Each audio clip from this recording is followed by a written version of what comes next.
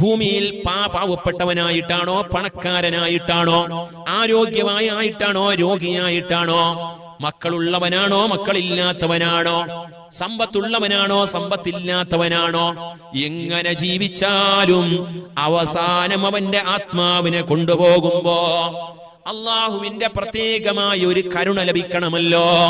ദുനിയാവിൽ ഇവൻ പാവപ്പെട്ടവനായി ജീവിച്ചു എന്ന ഒരു കേവലം പാവപ്പെട്ടവനാണ് എന്നതിന്റെ പേരിൽ അവസാനം ഒരു മുഅ്മിനിക്ക് വിജയിക്കാൻ കഴിയില്ല.